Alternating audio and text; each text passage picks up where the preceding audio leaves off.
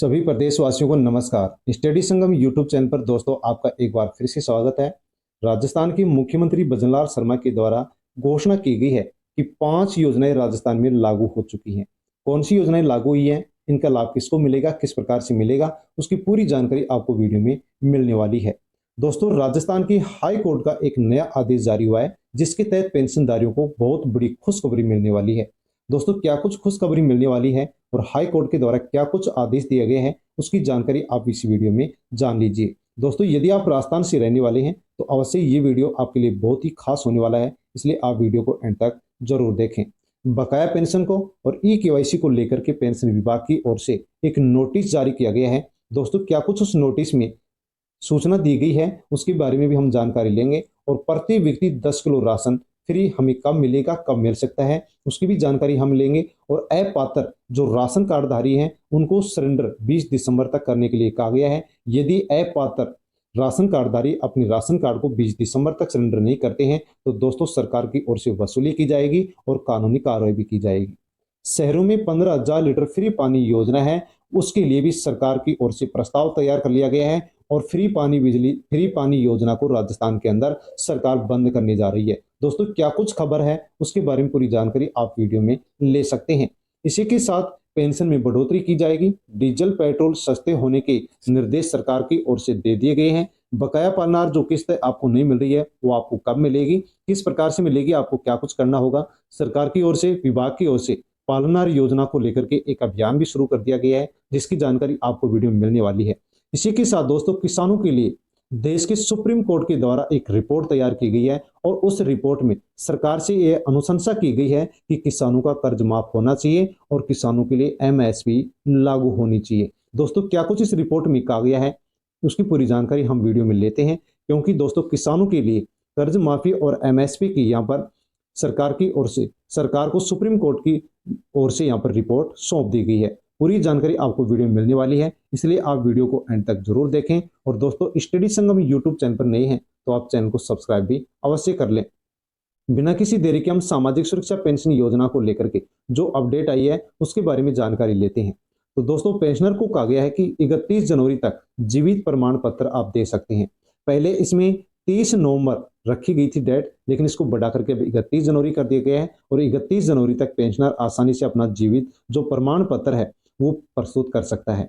यदि 31 जनवरी तक आप जीवित प्रमाण पत्र प्रस्तुत नहीं करते हैं तो पेंशनर का जो भुगतान है वो निरस्त किया जा सकता है। तो स्पष्ट यहाँ पर बताया गया है कि 31 जनवरी तक जीवित प्रमाण पत्र यदि प्रस्तुत नहीं किया गया तो पेंशनर का जो पेंशन है वो बंद कर दी जाएगी। इसी के साथ दोस्तों, पेंशन को लेकर के अनेक कमेंट्स प्राप्त हो रहे हैं कि हमारी बकाया पेंशन नहीं आ रही है, पेंशन बकाया क्यों चल रही है। तो दोस्तों, इस खबर के माध्यम से आपके जो भी कंफ्यूजन है पूरे हो जाएंगे, दूर हो जाएंगे, क्योंकि दोस्तों एक जिले की यहाँ पर एक खबर है जिसमें कहा गया है कि शहर में और ग्रामीण क्षेत्र में 1,74,490 से अधिक सामाजिक सुरक्षा पेंशन योजना का पेंशनर्स लाभ ले रहे हैं। लेकिन ग्रामीण क्षेत्र की यदि हम बात करते हैं तो 95% वृद्धों का यहाँ पर सत्यापन ही नहीं हो पाया है। यानी कि दोस्तों, ग्रामीण क्षेत्र में जो 95% वृद्धजन है उनका सत्यापन नहीं हुआ है, इस कारण से उनकी पेंशन बकाया चल रही है। पेंशन विभाग की ओर से उनकी पेंशन को रोक दिया गया है। तो यहाँ पर कहा गया है, सरकार की ओर से, पेंशन विभाग की ओर से कहा गया है कि जब से पेंशन बढ़ी है तब से यहाँ पर पेंशन बकाया चल रही है। उसका सबसे प्रमुख कारण पेंशन सत्यापन बताया गया है। ग्रामीण क्षेत्र में 95% से अधिक अभी भी सत्यापन शेष है, यानी कि इनका सत्यापन नहीं हुआ है। 2023-24 का जो सत्यापन है उसका समय समाप्त हो चुका है। नए और जो शेष सत्यापन है वो 2024-25 के लिए कराए जा रहे हैं। तो दोस्तों, पेंशन के अंदर सबसे ज्यादा बुजुर्ग हैं जिनकी उम्र 75 साल से अधिक है और इनका फिंगरप्रिंट नहीं आने के कारण इनका सत्यापन नहीं हो पाया और सत्यापन नहीं होने के कारण इनकी जो पेंशन है वो बकाया चल रही है। तो पेंशन विभाग की ओर से कहा गया है कि ई मित्र पर जाकर के आपको सत्यापन करवाना चाहिए। ई मित्र या फिर ई मित्र कियोस्क बायोमेट्रिक के माध्यम से आप सत्यापन करवा सकते हैं। यदि आप सत्यापन नहीं कराते हैं तो आपकी पेंशन की राशि का भुगतान है वो रोक दिया जाएगा। जब से राजस्थान के अंदर पेंशनर के लिए पेंशन बढ़ाई गई है, 1150 रुपए की गई है, अन्य कैटेगरियों के अंदर इसको और भी बढ़ाया गया है। 15% की पेंशन के अंदर बढ़ोतरी की गई थी। लेकिन दोस्तों, जैसे ही पेंशन बढ़ाएगी वैसे राजस्थान के अंदर पेंशन को लेकर के ऐसे हालात हैं कि 3 महीने से सामाजिक सुरक्षा पेंशन योजना का लाभ यहाँ पर लाभार्थियों को नहीं मिल रहा है। जिसमें यहाँ पर बताया गया है कि एक तो यहाँ पर सत्यापन नहीं हो पाया है, इस कारण से। दूसरी बात, पेंशन विभाग है जिसको सरकार की ओर से बजट उपलब्ध नहीं करवाया गया है। लेकिन दोस्तों पेंशन बकाया चल रही है, इसको लेकर के पेंशनर हाई कोर्ट पहुंच चुके हैं और हाई कोर्ट ने क्या कुछ यहाँ पर सरकार को निर्देश दिए हैं वो आप जान सकते हैं। बैंक खाता नहीं होने के कारण पेंशन अटकी है, वृद्धा को पेंशन नहीं मिली तो हाई कोर्ट ने कहा है कि आप क्या संविधान दिवस मना रहे हो, क्योंकि यदि प्रदेशवासियों में राजस्थान के अंदर यदि वृद्ध जनों की देखभाल सही ढंग से नहीं हो सकती है, उनको पेंशन सही समय पर नहीं मिल सकती है, तो हम फिर किस प्रकार से एक जन कल्याणकारी सरकार का संचालन कर रहे हैं। दोस्तों सरकार को यहाँ पर हाई कोर्ट के दौरान निर्देश दिए गए हैं कि सरकार को पेंशन को लेकर के सहायता केंद्र स्थापित किए जाने चाहिए, ताकि पेंशनर के सामने कोई भी समस्या आए तो पेंशनर आसानी से सहायता केंद्र की सहायता लेकर के अपनी समस्या को दूर कर सके। इसी के साथ हाईकोर्ट ने सरकार से कहा है कि सरकार को पेंशन को लेकर के पॉलिसी बनानी चाहिए। पेंशन कब डलेगी, किस प्रकार से डलेगी, कितनी डलेगी और किसको मिलेगी, इसकी पूरी पूरी पॉलिसी सरकार को बनानी चाहिए, ताकि किसी प्रकार से कोई भी पेंशनर को यहाँ पर कोई समस्या का सामना नहीं करना पड़े। और हाई कोर्ट ने सरकार से जवाब तलब कर लिया है कि इसके ऊपर जवाब दिया जाना चाहिए कि हेल्प सेंटर शुरू क्यों नहीं किया गया और पेंशन के लिए पॉलिसी क्यों नहीं बनाई गई। साथ में दोस्तों राजस्थान के अंदर एक और योजना बंद होने जा रही है। शहरों के अंदर गहलोत सरकार के द्वारा 15,000 लीटर फ्री पानी योजना शुरू की गई थी, जो अब राजस्थान में बंद होने जा रही है।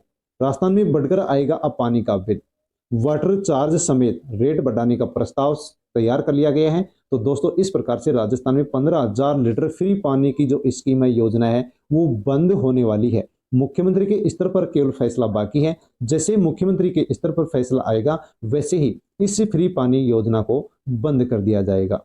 तो इस प्रकार से राजस्थान के शहरों में अब पानी महंगा होने वाला है। जलदाय विभाग पानी की दरें बढ़ाने के लिए प्रस्ताव भी तैयार कर चुका है। और दोस्तों गहलोत सरकार की इस योजना पर भजनलाल सरकार बंद करने का विचार कर रही है।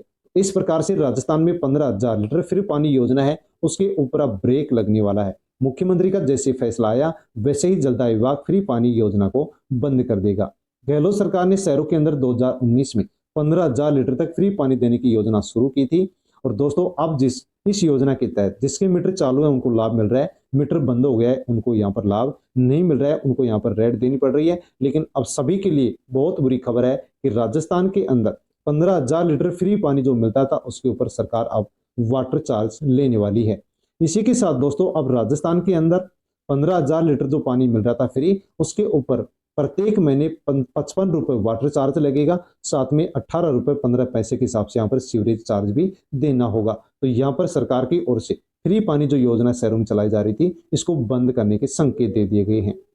पेट्रोल डीजल टैक्स के कारण सरकार 36.58 लाख करोड़ रुपए कमा चुकी है। दोस्तों डीजल पेट्रोल की रेट क्यों बढ़ रही है, कीमत क्यों बढ़ रही है, इसका सबसे प्रमुख कारण है कि सरकार टैक्स वसूल कर रही है। इतना टैक्स वसूल कर रही है कि देश भर में डीजल और पेट्रोल की जो कीमतें हैं वो अपने चरम सीमा पर पहुंच चुकी है, जिस कारण से देश के अंदर महंगाई भी बढ़ रही है। लेकिन दोस्तों यहाँ पर कहा गया है कि डीजल पेट्रोल का भाव यहाँ पर कम किया जा सकता है, कीमत कम क्यों की जा सकती है, क्योंकि यदि हम देखते हैं तो मई 2014 से लेकर के अब तक जो क्रूड ऑयल है उसके अंदर 32% की गिरावट आ चुकी है, लेकिन टैक्स को इसके ऊपर कम नहीं किया गया है। और टैक्स कम नहीं होने के कारण डीजल और पेट्रोल की जो कीमतें हैं वो आसमान को छू रही हैं। और दोस्तों इसी प्रकार से डीजल पेट्रोल के ऊपर ही पूरी अर्थव्यवस्था टिकी हुई है। देश के जो भी गरीब लोग हैं उनके ऊपर भी इसका बहुत बुरा प्रभाव पड़ता है। यदि दोस्तों हम देखते हैं तो दिल्ली का यदि भाव देखते हैं तो पेट्रोल और डीजल, दिल्ली में पेट्रोल 64 रुपए और डीजल 59 रुपए प्रति लीटर यदि टैक्स हटता है तो हो सकता है। लेकिन वर्तमान समय भी यदि देखते हैं तो दिल्ली में पेट्रोल 94 रुपए और डीजल 27 रुपए से ऊपर प्रति लीटर के हिसाब से बिक रहा है, क्योंकि इसके ऊपर टैक्स अधिक लगाया गया है। यदि टैक्स कम किया जाता है, हटाया जाता है, तो डीजल पेट्रोल यहाँ पर आसानी से 64 रुपए 59 रुपए हो सकता है और यहाँ पर प्रदेशवासियों को अच्छा फायदा मिल सकता है। तो इस प्रकार से देश में यदि डीजल पेट्रोल के भाव सरकार को कम करने होंगे तो सरकार को इसके ऊपर से टैक्स हटाना होगा, कम करना होगा। दोस्तों इसी के साथ देश भर के किसानों के लिए भी बहुत अच्छी खबर निकल करके आ चुकी है। देश भर के किसानों के लिए सुप्रीम कोर्ट ने एक रिपोर्ट तैयार की है और इस रिपोर्ट में कहा गया है कि सरकार किसानों का कर्ज माफ करे और एमएसपी की जो कानूनी मान्यता है वो किसानों को दी जानी चाहिए, क्योंकि देश भर का जो किसान है, वो जो भी कृषि परिवार है, वो केवल महीने 10,218 रुपये कमा पा रहा है। इस कारण से देश भर के जो किसान हैं उनका बुरा हाल हो रहा है। तो दोस्तों यहाँ पर सुप्रीम कोर्ट के द्वारा एक रिपोर्ट तैयार की गई है और केंद्र की सरकार को रिपोर्ट सौंप दी गई है और सुप्रीम कोर्ट ने इस रिपोर्ट में कहा है कि किसानों का कर्ज माफ होना चाहिए और एमएसपी की जो कानूनी मान्यता है वो भी किसानों को दी जानी चाहिए।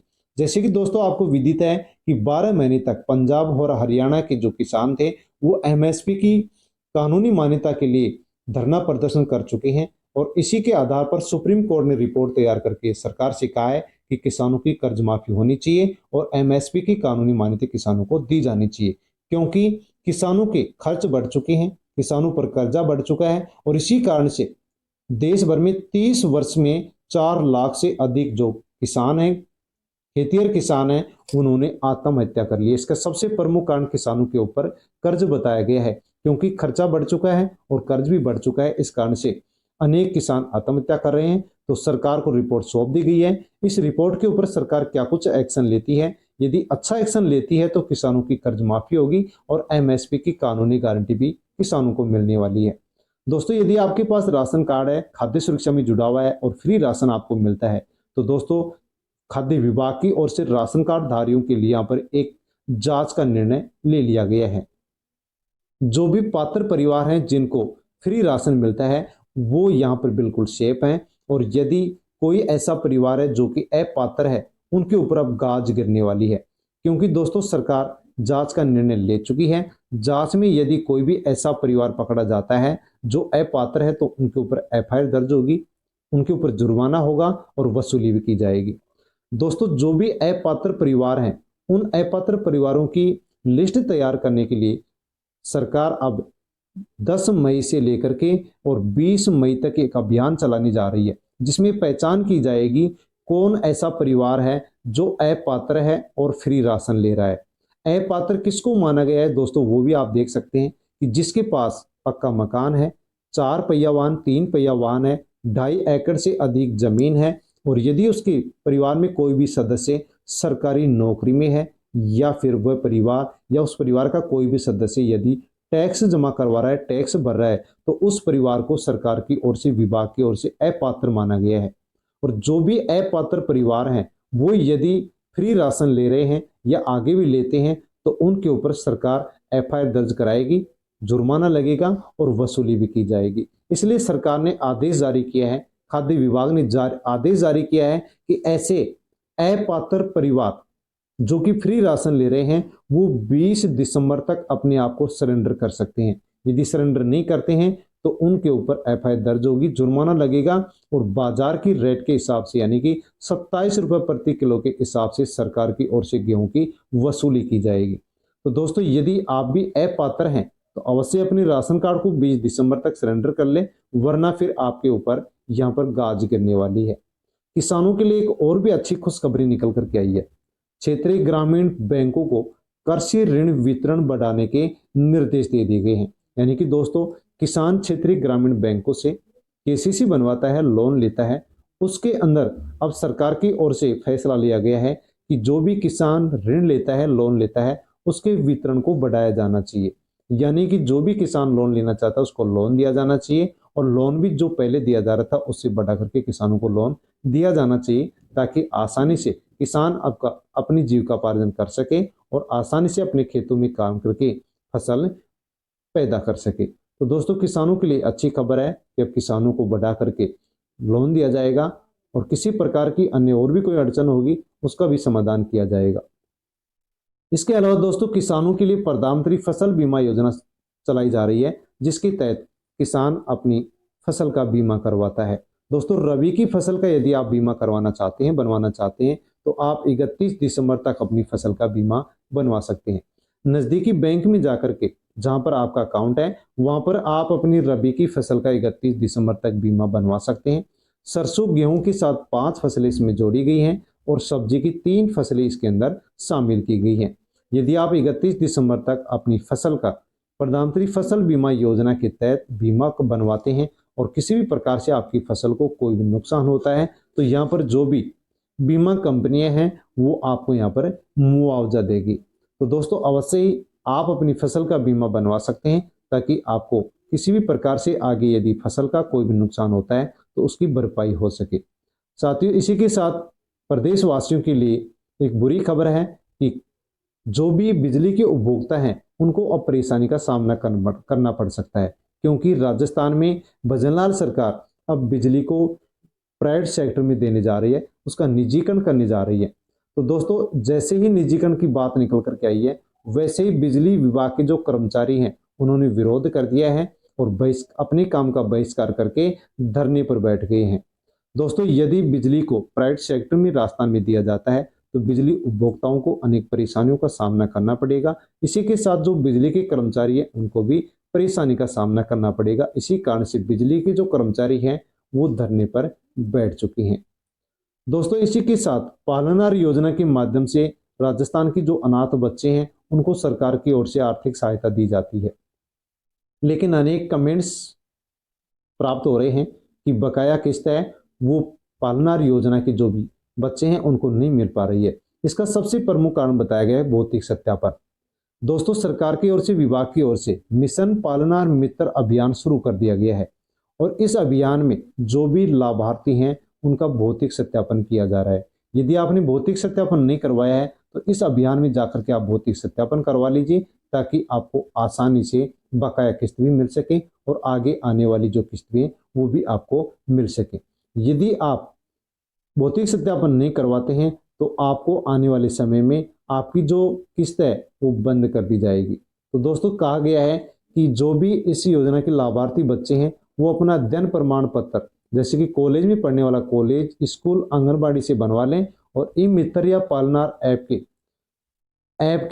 पालनहार ऐप के माध्यम से वो भौतिक सत्यापन करवा सकते हैं। दोस्तों, डेट भी यहाँ पर दी गई कि 5 दिसंबर तक आवश्यक रूप से अपलोड करवा दें, सत्यापन करवा दें, अन्यथा जो आवेदन है वो रद्द कर दिया जाएगा और आपको पालनहार योजना का लाभ नहीं मिलेगा। यदि आप सत्यापन करवाते हैं तो दोस्तों, राजस्थान सरकार 1 वर्ष पूरा होने पर 15 दिसंबर को अपनी पहली वर्षगांठ मनाने जा रही है और इस पहली वर्षगांठ पर ही पालनहार योजना की जो बकाया किस्त है वो सभी लाभार्थियों को यहाँ पर 15 दिसंबर को मिलने वाली है। भौतिक सत्यापन करवाते तो आगे भी आपको लाभ मिलता रहेगा। दोस्तों, इसी के साथ हमारा ये वीडियो समाप्त होता है, क्योंकि जो भी योजनाएं, घोषणाएं हाईकोर्ट, सुप्रीम कोर्ट के जो निर्णय थे वो हमने इस वीडियो में देखे हैं। आपको जानकारी कैसी लगी? जानकारी यदि अच्छी लगी हो तो लाइक करें, अन्य लोगों तक सेंड करें और दोस्तों, स्टडी संगम यूट्यूब चैनल पर नए हैं तो आप चैनल को सब्सक्राइब अवश्य कर लें। जय हिंद, वंदे मातरम।